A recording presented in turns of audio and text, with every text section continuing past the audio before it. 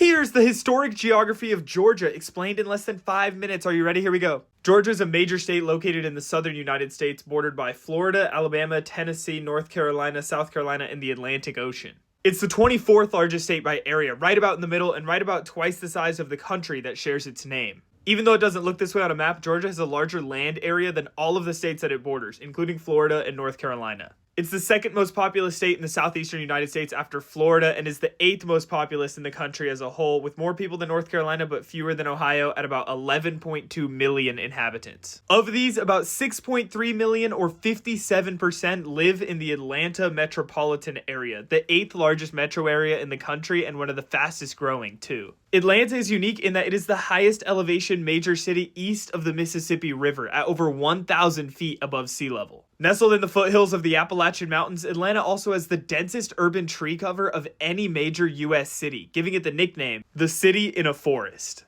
Georgia technically has 5 main geographic regions, but you can really break them down into 3. The northern mountains, the Piedmont Plateau, and the coastal plain. To the north, the relatively high peaks of the southernmost extent of the Appalachian Mountains are some of the most forested, wild, and wet parts of the state, providing water for rivers that flow both into the Mississippi and directly into the Atlantic Ocean. The highest point in Georgia can be found here, the 4,784-foot Brasstown Bald. Side note, but what is it with East Coast states and putting weird-looking buildings on their highest points? I feel like that kind of kills the vibe. Don't worry though, that is far from the state's most horrifically defaced natural wonder, and as we travel south into the most populated region of the state, we enter the Piedmont Plateau, a mostly flat and arable stretch of land at the eastern base of the Appalachian Mountains, extending from New York all the way down to Alabama. The transition from the rocky Piedmont Plateau, hundreds of feet above sea level, and the sandy, low-lying coastal plain is not a smooth one though, and the two regions meet in a steep escarpment known as the Fall Line.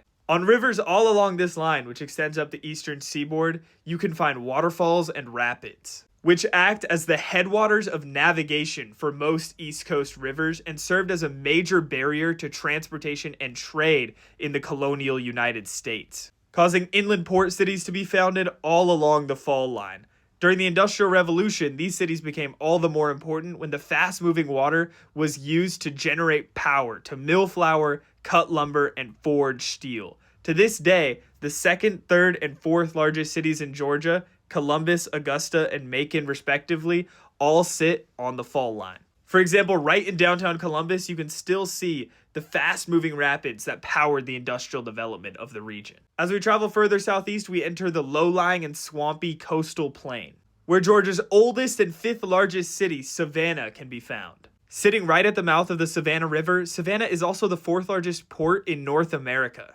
Outside of Savannah, though, the rest of Georgia's coastal region is not particularly densely populated due to a combination of swampy conditions, hurricane-prone weather, and poor soils. The most habitable regions in Georgia are those that are high enough in elevation and far enough inland to escape the worst of the state's subtropical conditions. The main transportation arteries in the state are I-75, I-85, I-95, and I-20. And Atlanta's airport is actually the busiest airport in the world, with over 100 million passengers served per year. The headquarters of Delta Airlines, this is the world's largest airline hub. In recent decades, Georgia has traditionally leaned Republican, but has become a more hotly contested swing state in recent elections. The state has a slightly below average median income, but still the second highest in the Southeast behind Virginia. It nonetheless frequently ranks as one of the best states to do business in and one of the states with the most competitive costs of living.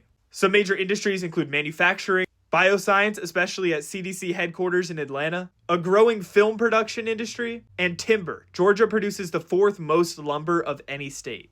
Major companies like Home Depot, Coca-Cola, and UPS call Georgia home. Some cool places include Tallulah Gorge, the historic center of Savannah, Amicalola Falls, the Golden Isles, and if you're a fan of portraits of old racist dudes dynamited onto the side of a natural wonder, Stone Mountain State Park. Georgians, let me know what I forgot or got wrong in the comments below, and everybody else let me know where you think we should go next. Thank you so much for watching. Follow for more geography videos.